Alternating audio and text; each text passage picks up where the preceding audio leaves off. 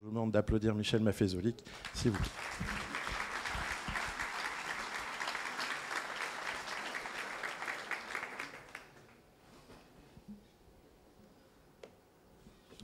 Le micro-cravate marche.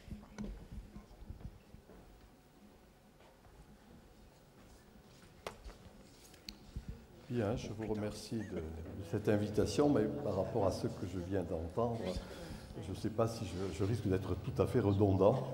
Vous aurez peut-être plutôt envie de boire un coup maintenant, mais enfin. Vous m'avez donné 45 minutes. 45 minutes à peu près, comme ça après il y a des échanges, questions-réponses. Oui, et puis après, bien, voilà. Votre président, ce que je viens d'entendre, parler de ce qui est un vrai problème, mais à mon avis un problème auquel vous allez être de plus en plus confronté, la quête du sens. Je crois qu'un sujet inépuisable. J'ai été pendant 35 ans professeur de sociologie à la Sorbonne, où j'ai fondé un centre d'études qui justement réfléchissait sur les évolutions des jeunes générations. Puisque de toute façon, ces jeunes générations constituent la société d'aujourd'hui et bien sûr aussi la société de demain. Et chaque fois que j'ai l'occasion de parler, soit dans le cadre du MEDEF, soit en effet très souvent dans le cadre de l'APM, c'est bien sur ces évolutions ce gros mot qui signifie plus trop grand-chose et qui pourtant est important, l'évolution des valeurs sociétales. Voilà. C'est une manière un peu plus chic de dire le social, mais dans ce qu'il a de plus profond. Je crois qu'il faut prendre au sérieux, et je sais que ce mot pose toujours problème, je pense qu'il faut prendre au sérieux la notion de décadence. Il est des moments, nous sommes dans un de ces moments, où il y a une importante décadence. Ce n'est pas la première fois. Quand on regarde sur la longue durée, on le voit fréquemment. Et en même temps, si vous voulez, cette notion de décadence va toujours de pair. Et c'est là-dessus que j'insisterai ce soir, avec une autre notion non moins importante, qui est celle de renaissance. Il y a quelque chose qui tombe, c'est cela que veut dire le mot décadence, et en même temps, il y a toujours quelque chose qui renaît. Et il se trouve que, bien sûr, quand on est dans ce moment-là, il y a toujours le sentiment d'angoisse généralisée. En même temps, et c'est ce sur quoi j'insisterai davantage, à côté de l'angoisse, il peut y avoir aussi de la jubilation. Après tout, on voit que quelque chose tombe, et en même temps, on se rend bien compte que quelque chose peut renaître. C'est difficile à admettre parce que ce qui est le fondement même de notre culture, pour moi, la culture, dans le sens simple du terme, ce n'est pas encore une fois des choses que l'on muséographie, mais c'est ce qui constitue notre vie. C'est ce qu'on, je dirais, on suce avec le lait maternel, de la petite enfance à l'alma mater universitaire. Et ce qui est, encore une fois, cette culture, sans qu'on y fasse bien attention, c'est qu'il y a fondamentalement un linéarisme. L'humanité serait partie d'un point A de barbarie et va progressivement arriver à un point B de civilisation absolue, c'est le mythe du progrès. Et en effet, même l'APM repose sur ce grand fantasme d'un progrès continu. De mon point de vue, c'est ce qui s'est structuré au XIXe siècle, c'est la philosophie de l'histoire, ce qui était le fondement de la philosophie hegelienne, ce qui par après s'est largement diffusé dans tous les systèmes socialisants qui ont constitué ce XIXe siècle et qui est le fondement même, dans le fond, de l'idéologie contemporaine. Or, il se trouve que, je dirais, le bon sens et la droite raison réunis, quand on observe ce que je viens de dire sur 2000 ans de temps de notre histoire, on se rend compte qu'au-delà ou en deçà de cette espèce de linéarisme, soyons clairs, de ce mythe du progrès, il y a des époques. J'aime beaucoup les étymologies parce qu'elles nous aident à penser. En grec, le mot époque, ça signifie parenthèse. Une parenthèse, ça s'ouvre, une parenthèse, ça se ferme. Et de mon point de vue, chers amis, je considère que c'est la parenthèse de l'époque moderne qui est en train de s'achever. Ce qui commence avec le XVIIe siècle, Descartes, ce qui se structure philosophiquement au XVIIIe siècle, et ce qui, en quelque sorte, se façonne au XIXe siècle. Toutes les institutions qui sont les nôtres actuellement ont été façonnées au XIXe siècle. Voilà ce qu'est l'époque moderne. Le XXe siècle, finalement, n'a pas inventé grand-chose. Le siècle précédent, il n'a fait, si je puis dire, que bouffer le capital. À côté de ces époques, qui durent 3-4 siècles, il y a des périodes. C'est ce que nous vivons. Les périodes, ces quelques décennies, sont des périodes qui sont toujours crépusculaires. On pressent les valeurs qui sont en train de cesser et on ne peut que balbutier, en quelque sorte, sur ce qui est en train de naître. Pour moi, c'est ce que nous sommes en train de vivre actuellement. À la fin de l'époque moderne, se fait à peu près vers la moitié du XXe siècle, et là, maintenant, quelques décennies, préfigurant, je dis bien préfigurant, dans la crainte et le tremblement. L'époque qui va arriver et que certains, je suis de cela, appellent la post-modernité dans le sens simple du terme. Et il se trouve que justement, ces jeunes générations, eh bien, pressentent, elles, et vivent la fin de ces valeurs modernes, je le dirais.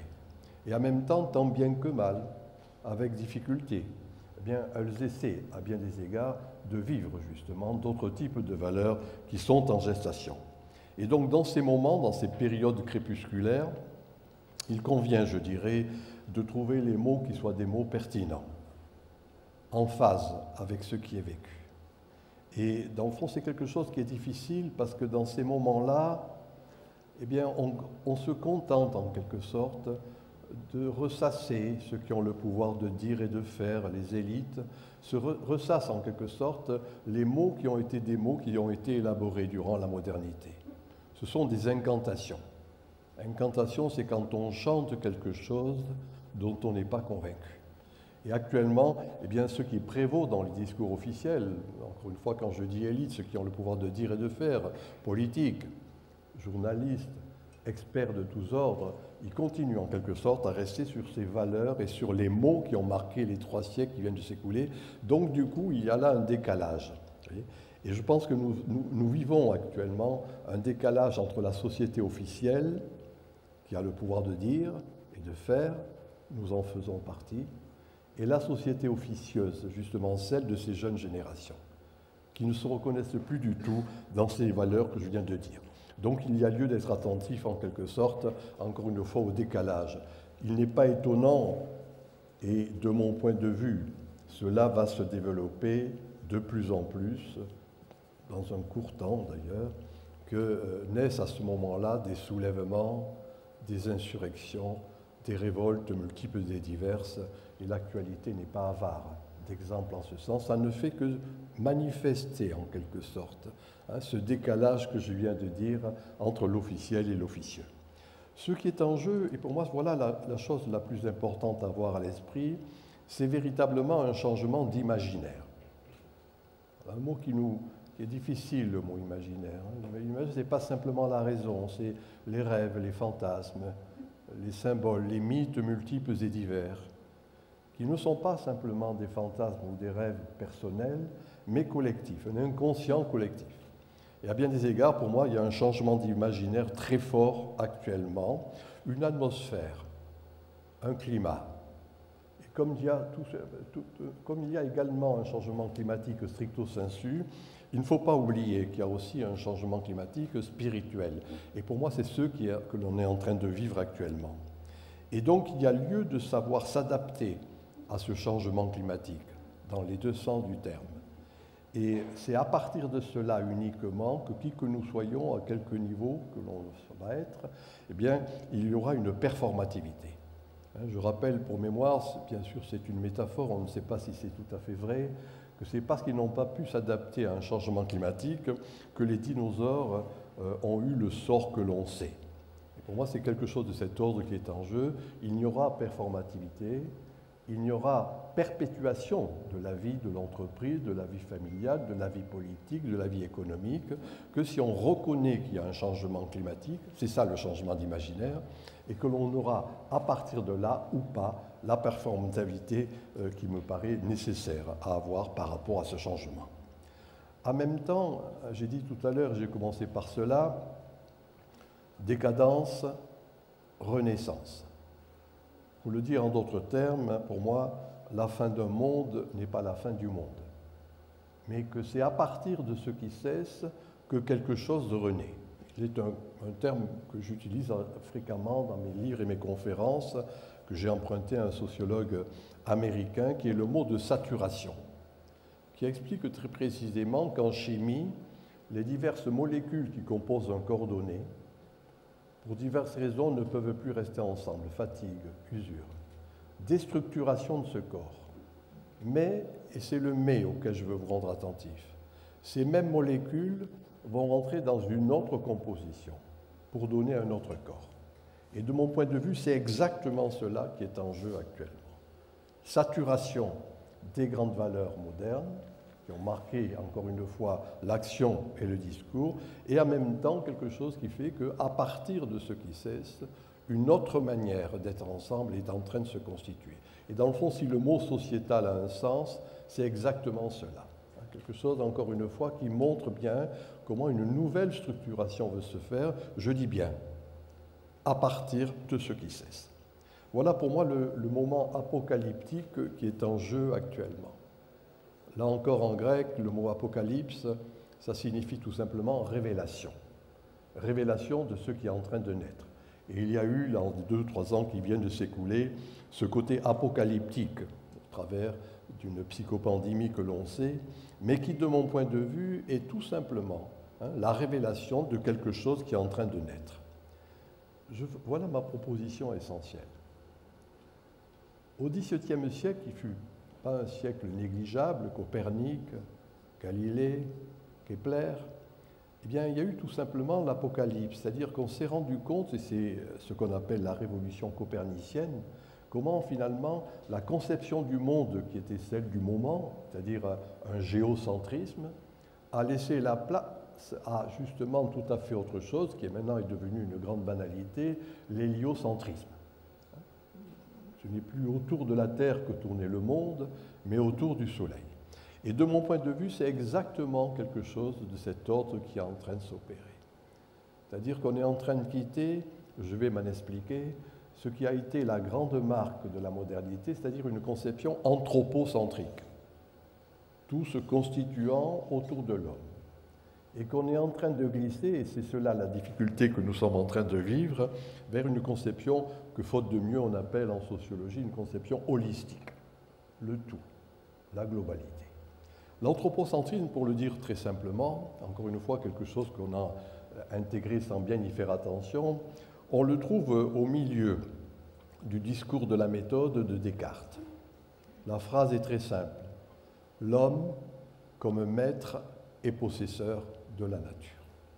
Et que c'est à partir de cette conception-là que s'est élaboré le mythe du progrès. Avec ce grand fantasme, on va tout dépasser. Dépasser le dysfonctionnement, dépasser la maladie, dépasser la mort. Et dans le fond, ce qui actuellement est appelé le transhumanisme, eh bien, c'est tout simplement la suite logique de cette idée de dépassement. On va y arriver. Il n'y a pas de finitude. Il y a un dépassement pour arriver. Soit la société parfaite, soit l'envie sans arrêt. Et donc, dans le fond, voilà ce qu'est cet anthropocentrisme qui, à mon sens, est en train de laisser la place à autre chose. Quand je dis holisme, tout simplement quelque chose qui va renvoyer non pas à cette espèce de vision, encore une fois, vaste du mondialisme, mais au contraire quelque chose qui va rappeler le retour de la frontière, le localisme, l'importance du territoire sous ses diverses modulations. Là, pour moi, c'est ça le glissement essentiel. Non pas, encore une fois, cette maîtrise du monde en son entier, mais un type d'accord qui va se faire en fonction du lieu où l'on est. Pour moi, le lieu fait lien. Et ce n'est pas, encore une fois, cette grande conception du lointain qui va prévaloir. Voilà, si vous voulez, en introduction, ce qui me paraît être cette grande idée, ce grand glissement, cet apocalypse, encore une fois, que nous vivons, comme toujours dans la crainte et le tremblement, avec, encore une fois, les diverses insurrections et soulèvements que l'on sait. Alors pour ce faire, je le ferai en 2 temps. D'abord un diagnostic et ensuite un pronostic. Alors diagnostic, c'est-à-dire dans le sens simple du terme, ce que l'on est en train de quitter. J'ai bien dit tout à l'heure, ce que l'on est en train de quitter, mais qui reste que dominant, qui reste le propre, encore une fois, des élites au pouvoir. Vous voyez, si je le dis d'une manière imagée, les astrophysiciens nous ont montré qu'on voit pendant longtemps la lumière d'une étoile morte. Bien, de mon point de vue, c'est quelque chose de cet ordre qui est en jeu dans, encore une fois, le diagnostic, la société officielle, l'imaginaire moderne. C'est autour de 3 mots, hein, c'est toujours à partir de trépieds qu'on arrive à comprendre une société. Pour moi, ce qui est le trépied de la société officielle, c'est l'individualisme, le rationalisme et le progressisme.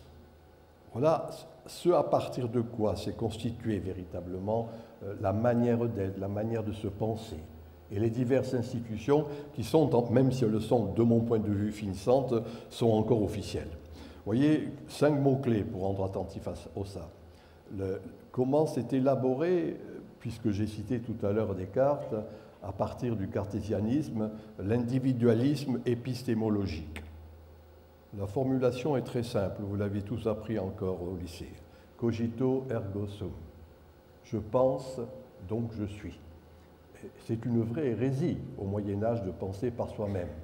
Et quand Descartes impose cette idée-là, on a là le fondement même de ce qui va par après devenir l'individualisme moderne. Je dirai tout à l'heure que pour moi, cet individualisme a fait son temps.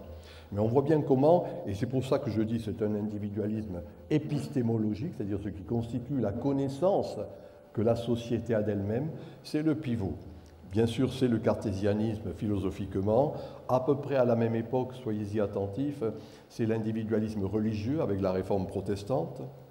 Le texte sacré est traduit en langue profane, Gutenberg le diffuse.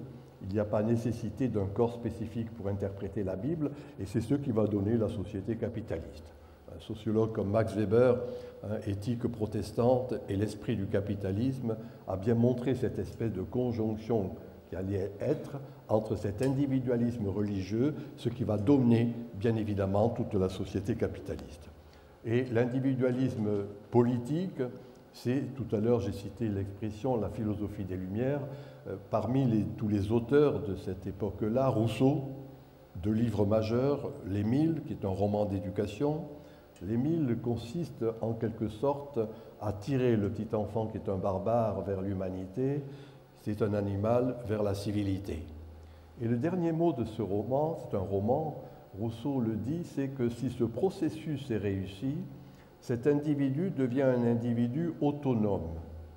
Là encore, en grec, autonomos, ça veut dire « je suis ma propre loi ».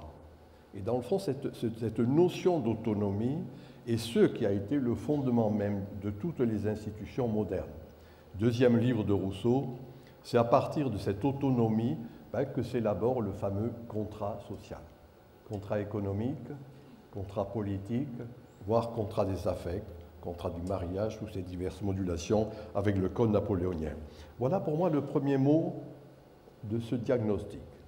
Cette idée d'autonomie qui continue d'une certaine manière à être au fondement même de notre manière de penser et d'agir et de se structurer, bien à mon sens, elle a fait son temps.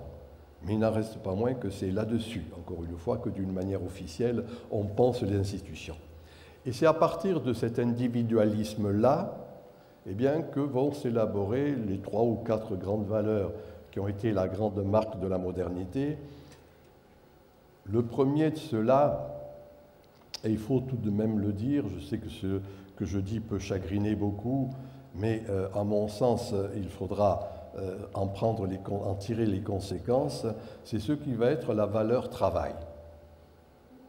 Je rappelle que jusqu'à la fin du XVIIe siècle, le travail était une nécessité et n'était pas une valeur.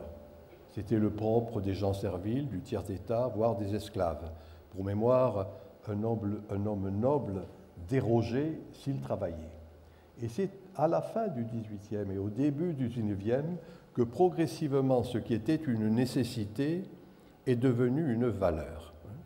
2 auteurs qui en rendent bien compte, c'est Kant, Emmanuel Kant, qui est le philosophe qui a bien structuré la pensée de la modernité.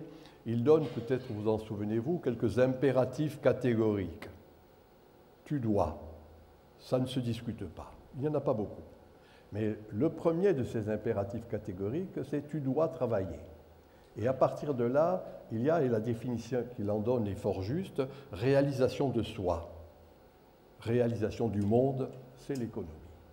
Voilà un peu en quelque sorte cet impératif, encore une fois, de ce qui était une nécessité qui va devenir une valeur. Et à la moitié du XIXe siècle, on l'oublie trop souvent, mais l'expression que l'on emploie maintenant fréquemment, valeur-travail, on la trouve dans le Capital de Karl Marx, qui montre bien, en quelque sorte, et c'est toute sa construction idéologique, comment la valeur-travail est une nécessité, que c'est à partir de cette valeur-travail qu'il y a la structuration de la société. Voilà, encore une fois, je dirais dans quelques instants, comment cette valeur-travail a fait son temps et va laisser la place à autre chose. Mais c'est cet individu qui se réalise par le travail. De quelle manière? C'est le rationalisme. La rationalité est une spécificité de notre espèce animale. Établir une relation de cause à effet entre la main et le fruit, le bâton permet de cueillir le fruit. Mais je dirais que la rationalité, jusqu'encore l'époque précédant la modernité, la Renaissance par exemple, cette rationalité allait de pair avec la fête, l'art, le ludique, l'onirique sous ses diverses modulations. Ce qui est le rationalisme, c'est qu'à partir justement de la réforme protestante, eh bien, cette rationalité va devenir une idéologie, le rationalisme. Et Max Weber, que je citais tout à l'heure, montre bien comment toute la société va être rationalisation généralisée de l'existence. Tout est soumis à raison, tout doit donner ses raisons, aboutissant à l'expression fameuse qu'il a proposée à la réflexion, ein Säuberung der Welt, le désenchantement du monde, comme étant la conséquence en quelque sorte de ce rouleau compresseur du rationalisme. Et je rappelle que dans les années 20 du siècle précédent, quand Ford va demander à Taylor de penser le management des entreprises, eh bien c'est exactement là-dessus qu'il va faire reposer justement tout ce que va être le management. Évacuer les affects, les sentiments, les passions, pour ne garder que la raison dans sa dimension systématique. Vous voyez, le rationalisme, c'est une systématisation d'un paramètre humain, d'une des manières d'être, qu'il ne faut pas nier, bien évidemment, mais qui se comprend à côté d'autres paramètres. J'ai bien dit, festif, onirique, ludique, sous ses diverses modulations. Voilà un peu les trois premiers mots. Cet individualisme épistémologique se réalisant par le travail au moyen de ce rationalisme, et l'ambiance dans laquelle tout cela baigne, c'est l'utilitarisme. Ne vaut que ce qui sert. Et l'on va du coup évacuer, et c'est là le propre de toute la modernité, de la société de consommation sous ses diverses modulations, on va évacuer tous les autres paramètres, en quelque sorte, ne garder encore une fois que cet utilitarisme.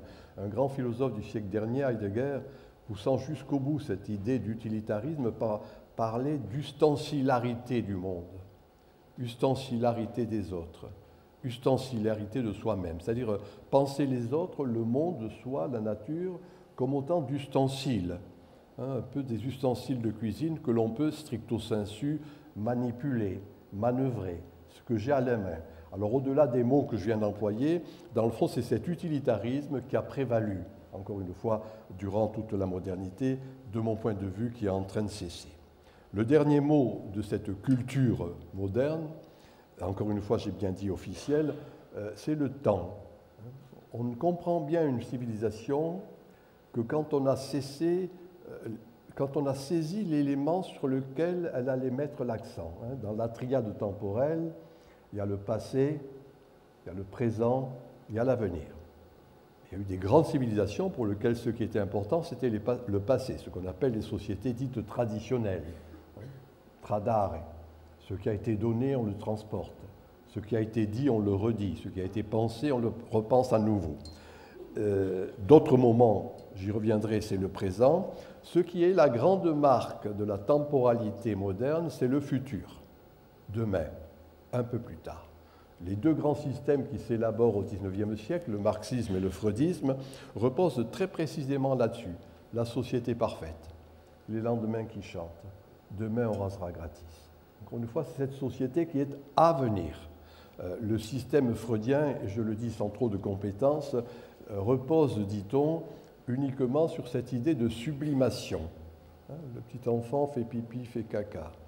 Eh bien, il faut qu'il arrive à sublimer cette jouissance première vers une jouissance un peu plus humaine un peu plus tard, et l'expression savante et à la fois tout à fait compréhensible que propose Freud, c'est le report de jouissance. Non pas une jouissance pour l'immédiat, mais une jouissance à venir.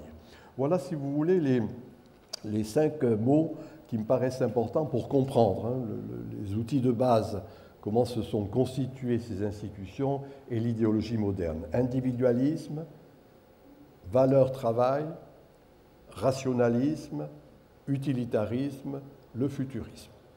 Oubliez ces termes, retenez l'idée qui est derrière.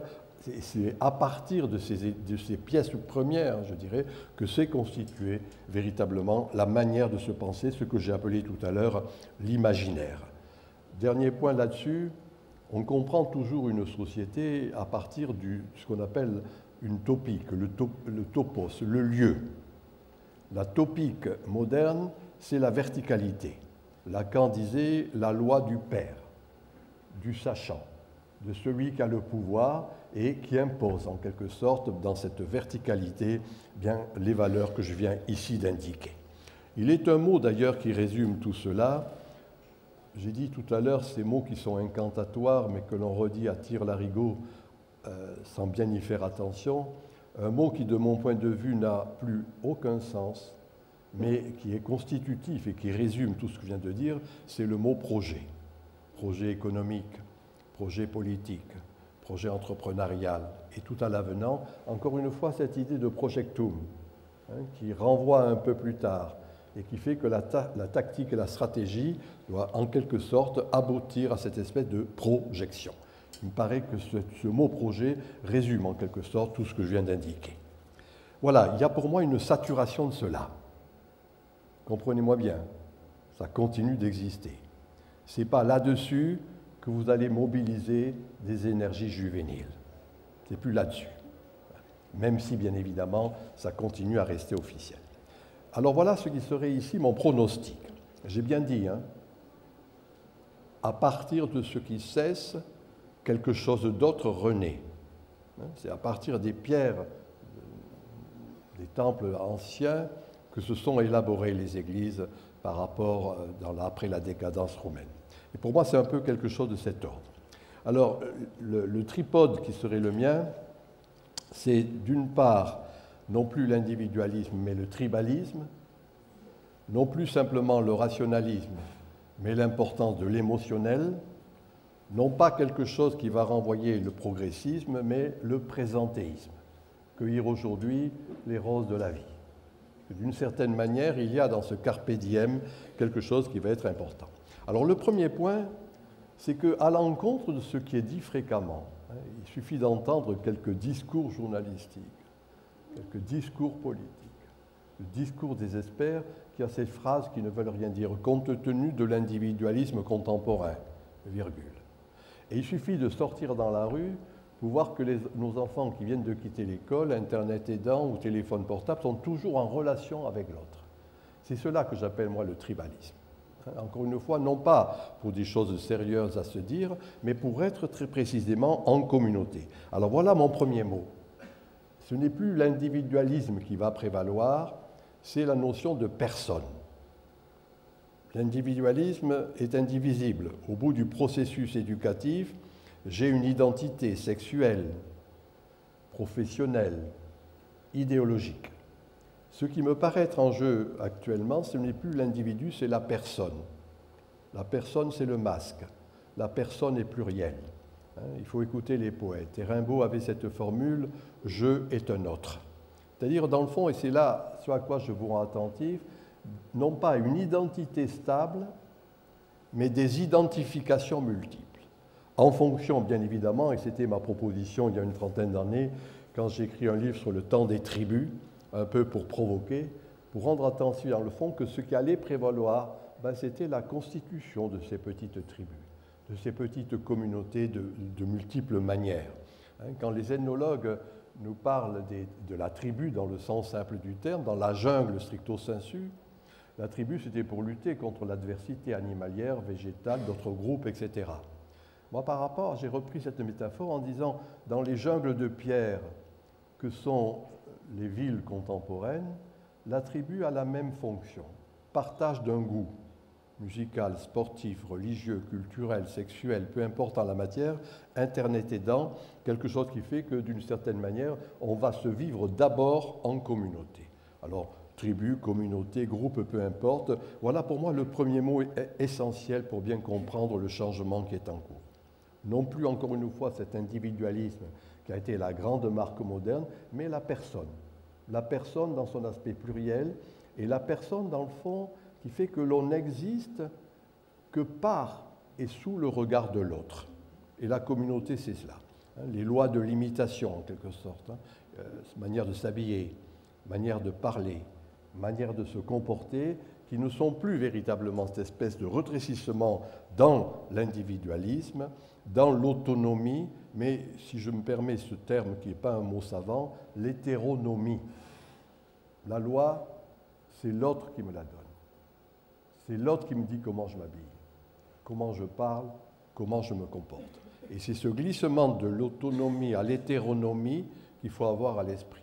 On ne peut plus penser actuellement, et j'ai beaucoup d'amis qui sont des RH en divers endroits, qui expliquent comment même dans des grandes entreprises, eh bien, il y a nécessité de tenir compte de ces petites entités, de ces petites communautés, de ces petites tribus qui n'ont rien à voir apparemment avec, bien sûr, ce qu'est la production de telle entreprise, mais on ne peut pas penser la gestion, le management, si on n'intègre pas en quelque sorte ces espèces de petites tribus, de petites entités.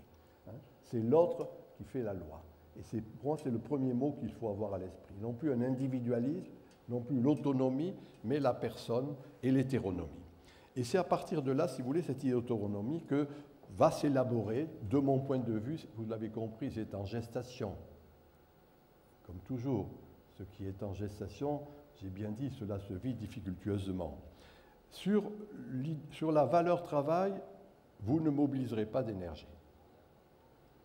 Pour moi, le mot qui est actuellement, qui va remplacer cela, c'est l'idée de création, créativité. La création, la créativité, dans le fond, c'est arriver à intégrer des paramètres que l'on avait laissés de côté.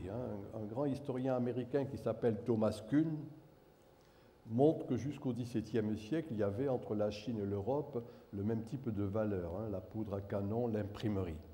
Et à ce moment-là, un gap, un différentiel, autant jusqu'à la fin du XIXe siècle, la Chine est restée au même niveau, l'Europe va suivre ce processus exponentiel. Pourquoi, dit-il?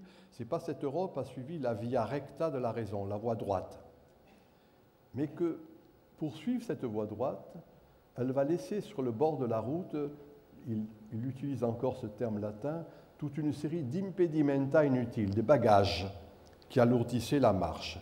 Je les ai dit tout à l'heure, ludique, onirique, festif. Pour moi, l'idée de création actuellement, c'est la reprise de ces paramètres-là. Et on voit bien quand Google, par exemple, va imposer à tous ses employés de passer entre 15 et 20% du temps de travail à faire autre chose que le travail. Poésie, littérature, discussion. Étant entendu, bien évidemment, qu'il va par après réescompter cela. Et d'une certaine manière, voilà à quoi je veux vous rendre attentif. Sur le mot travail, vous ne mobiliserez pas d'énergie. Si je suis obscène, au travers de l'idée de création, vous pouvez faire travailler quelqu'un 18 heures par jour. Et ces jeunes générations reposent là-dessus. Je considère que c'est cette idée de création qui va remplacer la valeur travail. Créativité, ne plus perdre sa vie à la gagner, faire de sa vie une œuvre d'art. Et donc c'est cela le qualitatif de l'existence, c'est cela en quelque sorte qui renvoie à ce que j'ai appelé tout à l'heure le holisme, l'entièreté, la globalité, pas un simple morceau. Le deuxième élément consécutif du changement qui est en jeu actuellement, c'est que ce ne sera plus simplement le rationalisme qui va prévaloir. Là encore, le mot que je propose est un mot provisoire, mais dans le fond, quelque chose qui va mettre l'accent sur, encore une fois, cette globalité, c'est-à-dire, je dis, moi, le corporéisme, le corps en son entier, le corps que j'habille, la mode, le corps que je soigne, la diététique, le corps que je construis, la bodybuilding, musculation sous ses diverses modulations.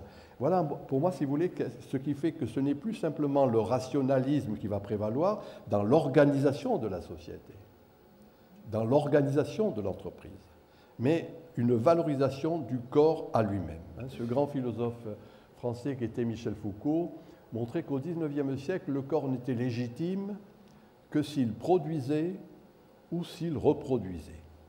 Là, je considère qu'il y a de diverses manières une valorisation du corps sous ses diverses modulations. J'ai bien dit mode, diététique, bodybuilding sous ses diverses formes. Bien là, je dirais que il est des moments, et ce n'est pas la première fois, où la profondeur se cache à la surface des choses. Et donc, dans le fond, l'importance du corporéisme, c'est quelque chose de cet ordre. Encore une fois, ce n'est pas simplement la raison, mais d'une manière globale, ce que j'appelle personnellement, moi, la raison sensible. Ne pas nier la raison, c'est une spécificité de notre espèce animale. Mais voir qu'à côté de la raison, il y a les sens, le sensualisme, sous ses diverses modulations. Voilà pour moi le deuxième élément.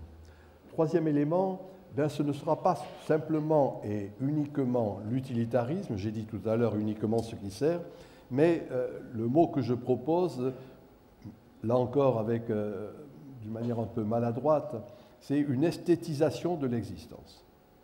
Non pas l'esthétique dans le sens étroit du terme, c'est-à-dire un objet esthétique, la peinture, le tableau, la pièce musicale, mais dans la cité grecque, l'esthétique, l'aesthésis, c'était tout simplement éprouver des émotions avec d'autres, devant un tableau, une pièce musicale, un théâtre ou autre. Et là, je pense qu'il y a, en quelque sorte, cette esthétisation. Alors, c'est ce mot que nous employons actuellement, qui d'ailleurs, que vous ne trouvez pas dans le littré, qui est un néologisme émotionnel, qui n'est pas émotif. Ça, c'est une caractéristique psychologique. L'émotionnel, c'est une ambiance dans laquelle on baigne. Émotionnalité, j'ai bien dit, sportive, musicale, religieuse, voire politique, et on le voit de diverses manières. Et de mon point de vue, c'est cette esthétisation qui va prévaloir. Les vibrations communes. En termes un peu plus soutenus en sociologie, on appelle ça syntonie. Et donc, dans le fond, de diverses manières, et l'entreprise ne sera pas indemne de cela. Mais il y a ce retour en force, encore une fois, vous avez compris, c'est pour ça que je dis holisme, de quelque chose que l'on avait évacué, marginalisé, l'émotionnel en est une expression, c'est l'esthétisation. Le dernier point, bien évidemment, ce n'est pas demain, c'est le présentéisme. Dans le fond, ce qui est vécu par ces jeunes générations, c'est, j'ai dit tout à l'heure, souvenez-vous-en, report de jouissance. Là, il y a en quelque sorte rapatriement de la jouissance.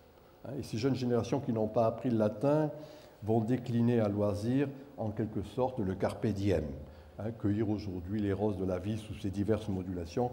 Voilà le glissement, encore une fois très rapide, d'un diagnostic et d'un pronostic, avec les nuances que j'ai dites, puisque bien évidemment continue à rester, bien évidemment d'une manière officielle, ces valeurs modernes.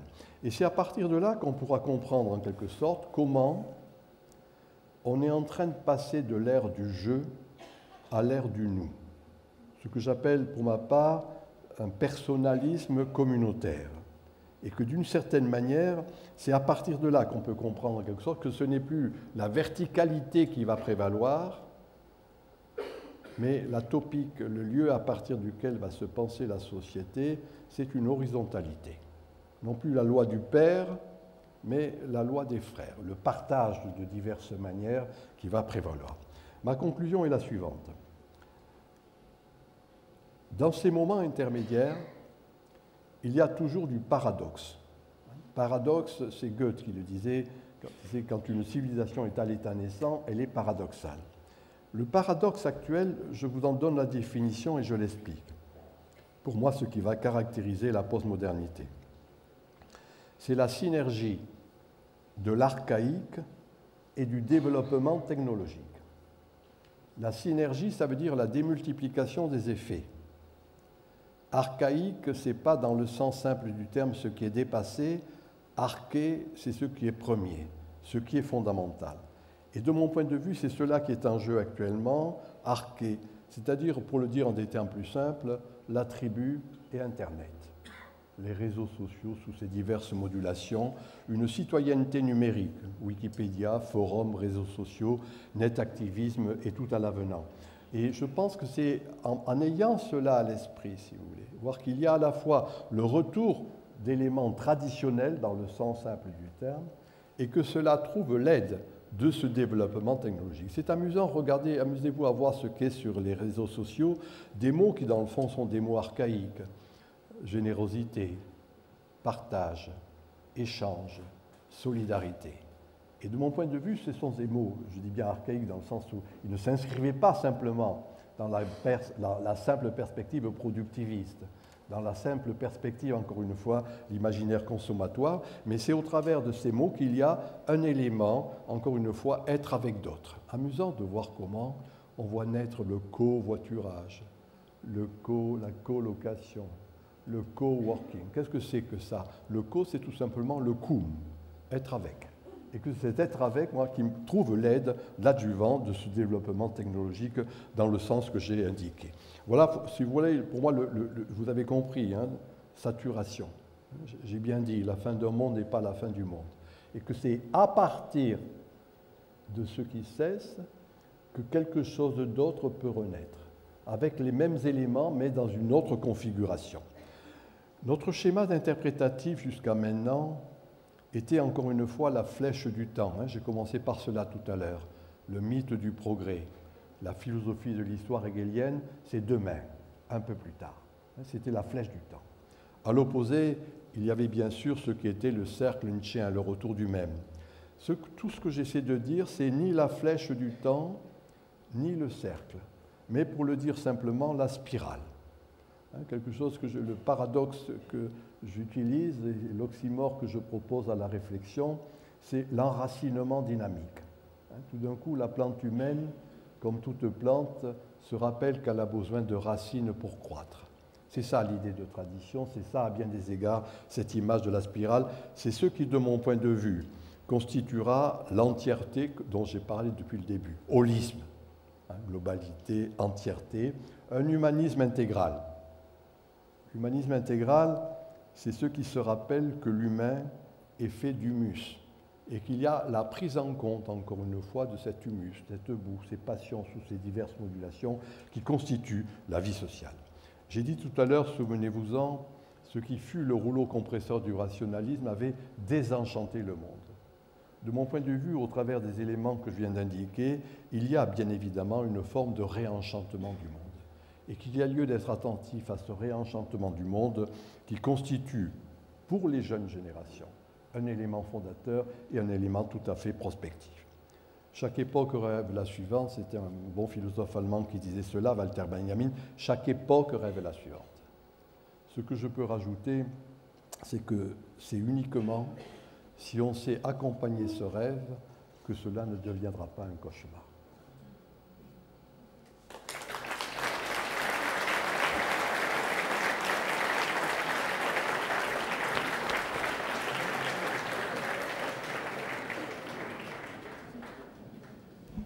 Merci beaucoup, c'était passionnant.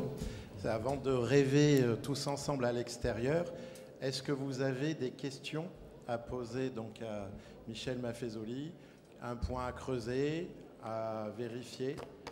Le plus dur, c'est toujours la première question. Il ne faudrait pas qu'on désigne un volontaire.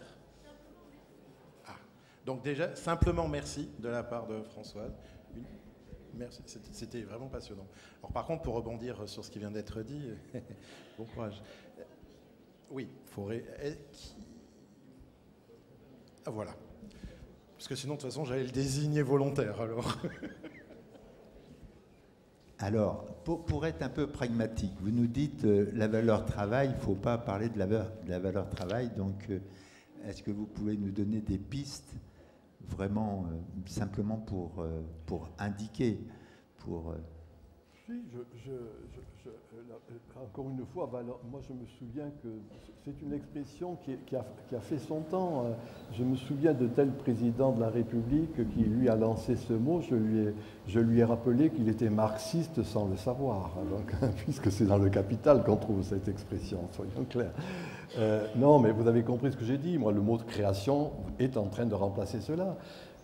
Comprenez-moi bien, il y a un décalage entre nos générations qui restent sur la valeur travail. Et d'une certaine manière, puisque c'était ça la préoccupation, ces jeunes générations, c'est eux qui vont constituer la société de demain, qui sont déjà pour moi la société d'aujourd'hui. Ils ne se reconnaissent plus dans cette valeur travail. Mais j'ai bien dit, vous pouvez faire travailler 18 heures par jour sur le mot de création. Je suis obscène. Voilà. Donc, empiriquement, démerdez-vous, cher ami. C'est pas à moi. Merci. Moi, c'est pas mon métier, ça. Mais voir comment, d'une certaine manière, vous allez réussir dans votre entreprise. Parce que quand Ford faisait le Fordisme, c'était le Ford Taylor, etc. Il y avait une règle générale. Maintenant, c'est au coup par coup que ça va se faire. Ça va dépendre du lieu, ça va dépendre de votre type d'entreprise, ça va dépendre des gens qui sont là, etc. C'est tout, quoi. Et moi, je trouve que c'est passionnant. Oui, Lévi-Strauss avait un très beau mot que je livre à votre réflexion, montrant justement quand il y avait ces changements, il disait « ce qui prévaut, c'est le bricolage ». On est dans un moment de bricolage, hein, c'est-à-dire un moment où il faut, bien sûr, j'ai exagéré, hein, j'ai caricaturé, elle continue d'exister, la grande valeur capitaliste, dans l'économie. Mais à mon avis, il y a lieu d'être attentif à ce qui est alternatif à cela. Et il se trouve que, qu'on le veuille ou non, ce sont ces jeunes générations qui sont porteurs de valeurs alternatives. J'ai bien dit tout à l'heure, ne plus perdre sa vie à la gagner. Nous, on a fait pas mal d'études, si vous voulez, de voir comment, d'une certaine manière, eh bien, sortant des grandes écoles, on pouvait passer un an à faire je ne sais pas quoi, aller faire des trucs de solidarité, d'entraide, etc. Ça ne rentrait pas dans une logique habituelle. Et il n'en reste pas moins que c'est un élément qui est non négligeable. Quand je dis ne plus perdre sa vie à la gagner, faire de sa vie une œuvre d'art, le qualitatif de l'existence. En bref, voilà, c'est tout. Pas simplement le quantitatif, mais le qualitatif de l'existence. Et c'est ça, c'est au travers de ces deux mots essentiels, quantitatif, qualitatif, qu'il y a le réchangement. C'est ça, la mutation, la transmutation épocale. Elle est là, exactement. Je suis tout à fait d'accord. Mais je suis simplement tout à fait d'accord. Moi, dans l'entreprise, nous avons cette culture d'apporter le sens, d'apporter la création. Hein, moi, dans une entreprise industrielle, c'est assez simple. Je vais vous prendre un exemple. Autant je trouve simple dans une entreprise industrielle, autant je me dis que pour certains métiers, et je vais être un peu... voilà, je vais en choisir un tout particulièrement parce que je vois mal amener de la création. Vous prenez dans un restaurant, les restaurateurs actuellement ont beaucoup de mal à recruter. Vous prenez le poste de plongeur, il en faudra quand même encore un peu dans votre période post-moderne. Ça me semble quand même difficile. Mais parce que vous voyez, moi je parlais du mot activité aussi. L'activité, mais il y a quand même des métiers qui peuvent être quand même des tâches qui peuvent être très difficiles. Quelque chose que je n'ai pas dit parce que je ne voulais pas trop vous embêter, mais pour moi l'idée même d'égalité, ça fait son temps. La société va être maintenant hiérarchique. On va rentrer dans quelque chose. Alors bien sûr qu'il y aura ce que vous dites, mais il y aura autre chose à côté. Voilà. Et notre grande idéologie, hein, c'est cette idéologie de l'égalité, l'égalitarisme. Or, il se trouve que ce n'est pas une structure anthropologique. Ça a été la marque moderne. C'est vrai. Mais pour moi, vous avez compris, on est en train de reprendre à un autre niveau des éléments traditionnels. L'égalité ne sera plus cet élément. C'est difficile à dire, hein, ce que je dis, mais il n'en reste pas moins qu'il va falloir se débrouiller par rapport à ça. Juste un mot, si vous me permettez encore quand même, puisque Monsieur le Président tout à l'heure a commencé en parlant de la quête de sens. Je vais un peu vous embêter quand même là-dessus, parce que dans toutes nos langues néo-romanes, le sens, c'est toujours la finalité. Il n'a de sens que ce qui a du sens. Il faut aller là-bas. Hein, et dans le fond, la quête de sens, quand on en parle actuellement, c'est toujours une finalité, où on va, etc. Or, le mot sens a deux sens. C'est la finalité et c'est la signification. Et moi, je pense que dans la quête de sens, ce n'est plus du tout simplement la finalité, mais la recherche de la signification. Je me fais bien comprendre, voyez ? Et là, c'est un élément important. On entend très souvent cette expression, la quête du sens. Soyons attentifs au fait que, à mon avis, c'est cette idée de signification de l'existence. C'est ça le qualitatif. Est-ce que quelqu'un veut rebondir là-dessus ? Ah, il y a une main qui bouge au fond. Alors, s'il n'y a personne... Voilà, c'est bon.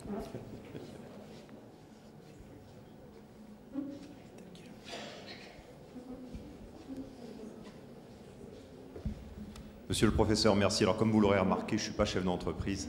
Général Pierre, je suis le délégué militaire départemental. Simplement, j'aurais voulu avoir votre avis sur un point qui est peut-être un point d'ombre ou un point aveugle de votre présentation, qui est le passage du diagnostic au prospectif, qui est le passage du monde ancien au monde qui est en train de se construire, et le fait que vous avez cité notamment Kuhn, et puis faites probablement référence à la structure des révolutions scientifiques, mais Kuhn, dans son livre, est extrêmement pessimiste, en fait, sur la nature de cette transformation, du fait qu'il y a un danger dans le passage du monde à l'autre, parce que peu de gens le voient arriver. Et vous avez cité notamment un exemple qui prend du passage du géocentrisme à l'héliocentrisme, mais la révolution, elle est violente, parce qu'il y a très peu de gens, alors vous en faites peut-être partie, mais qui négocient, qui voient, qui identifient les conditions du passage du diagnostic au prospectif. Et chez lui, finalement, le monde qui advient, le monde nouveau qui advient de cette saturation que vous décrivez, il advient forcément dans la douleur parce qu'on n'a pas pu le préparer, ce fameux holisme que vous proposez. Et donc, quelles sont, selon vous, les conditions de passage de ce diagnostic à ce prospectif? Je vous remercie. C'est-à-dire qu'en particulier en France, tend à prévaloir une conception de sinistrose, de collapsologie, sous ces diverses modulations. Les premiers mots que j'ai dit tout à l'heure, dans ces moments intermédiaires, il y a un sentiment d'angoisse. Le second mot que j'ai dit, c'est il y a aussi de la jubilation. Et je considère, si vous voulez, que si on sait regarder avec lucidité ces pratiques juvéniles, il y a beaucoup moins d'angoisse et beaucoup plus de jubilation. Il y a un vrai vitalisme, une vraie vitalité. Mais la manière que l'on a de le traduire d'une manière empirique, tout fout le camp, ils n'ont plus de valeur. Non, ils ne se reconnaissent plus en effet dans les valeurs modernes. Et en même temps, il y a cette espèce de créativité très forte. Tout mon propos a été, quand je dis prospectif, c'est de rendre attentif à ce vitalisme. Alors, comment cela se fait-il? C'est un mot que je n'ai pas dit tout à l'heure. J'ai parlé de la saturation. C'est-à-dire quand le processus de saturation, c'est une reconstruction à partir de ce qui cesse. Alors, l'auteur que j'ai pas nommé s'appelle Sorokin. C'est un sociologue américain de la culture qui montrait comment, ce qui était le propre de la culture, ça marche, c'est ainsi, puis tout d'un coup, ça ne fonctionne plus. Et l'image qu'il donnait, deux images. Une première, c'est le verre d'eau que l'on sale ou que l'on sucre. J'ai oublié. C'est un lent processus de sédimentation. Et jusqu'au dernier moment, on ne voit pas cette sédimentation. Voilà le mot que je propose à votre réflexion. Il se trouve, et là je vous donne mon sentiment, c'est que nous sommes au moment où c'est les derniers grains de sel ou de sucre qui fait que le verre d'eau est saturé. Et on voit bien comment, de diverses manières, il y a un processus de saturation. Vous voyez, retenez ça, sédimentation. Ça prend du temps. Pour moi, c'est à partir des années 50 du siècle dernier que s'est fait le lent processus de sédimentation. Pour le dire très simplement, le design, rendre belle la casserole. Quelque chose qui fait qu'à bien des égards, il y a de la fonctionnalité dans les objets quotidiens et en même temps, on les pare, on les habille, on les esthétise. C'est également ce qui s'est appelé le postmodernisme architectural. Roberto Venturi, qui s'est opposé au Bauhaus allemand, Le Corbusier, Niemeyer en France ou au Brésil, c'est-à-dire une architecture à angle droit. Et ce qu'a fait à côté du design, il était aussi un protagoniste du design, Roberto Venturi, architecte italo-américain pour la communauté italo-américaine, la Piazza d'Italie à New Orleans. C'est qu'au lieu d'avoir le simple Bauhaus, la construction, encore une fois, purement à angle droit, il va prendre en termes architecturaux des citations diverses, c'est-à-dire une porte romane, un linteau gothique, une fenêtre baroque, premièrement. Deuxièmement, et c'est non moins important, ces citations, il va les processus d'anamnèse, dit-il, il va les prendre dans les diverses villes italiennes, Padoue, Florence, Venise, etc. Souviens-toi d'où tu viens. Et dans le fond, quand par après, donc patchwork, ensemble, et en même temps Racine. Et quand certains d'entre nous, moi je suis de ceux-là, qu'après Baudrillard, Lyotard en France, on a réfléchi sur la postmodernité, on s'est rendu compte que c'était quelque chose de cet ordre qui était en jeu, une sorte de mosaïque. Et en même temps, quelque chose, ce par quoi j'ai terminé, c'est la racine. Alors voilà, c'est ce processus de sédimentation qu'il faut avoir à l'esprit et ne pas se contenter, encore une fois, d'avoir cette dimension purement catastrophique de ce qui est en jeu actuellement. Le deuxième exemple que donne Sorokin, un beau matin, je ne supporte plus le nez au milieu de la figure de la personne avec laquelle je vis depuis 20 ans. Ce matin, elle a laissé traîner les feuilles de thé dans l'évier, divorce. Alors bien sûr, ce ne sont pas les feuilles de thé dans l'évier qui entraînent le divorce, c'est cette lente dégradation de la relation amoureuse qui fait que n'importe quel prétexte, et de mon point de vue, c'est exactement cela qui est en train de se passer. Tout est prétexte pour se soulever. Et amusez-vous à voir ce qui s'est passé dans les quelques années qui viennent de s'écouler pour se rendre compte que chaque fois, c'est un prétexte d'une insatisfaction globale. Et voilà mon propos, sédimentation. Et qu'au bout de cette sédimentation, il y a une saturation. Et donc, quelque chose d'autre prend naissance, un corps nouveau. Décadence, renaissance. Alors que notre mentalité, c'est encore une fois toujours d'accentuer cette dimension de destruction qui est le propre de la décadence. Non, si je me suis bien fait comprendre, c'est à partir de ce qui cesse que quelque chose d'autre renaît.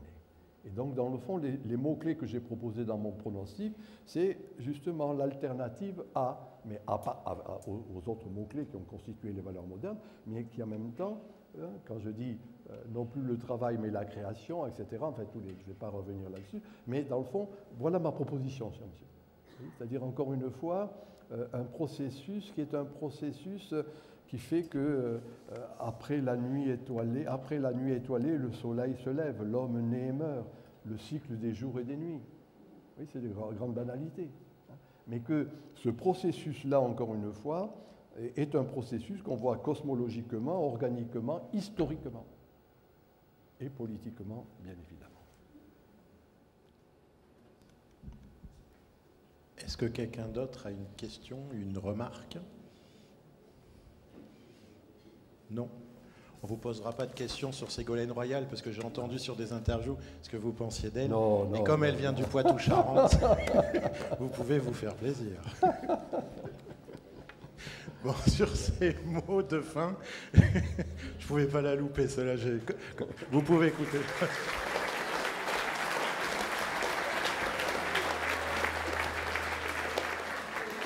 Merci beaucoup, c'était passionnant.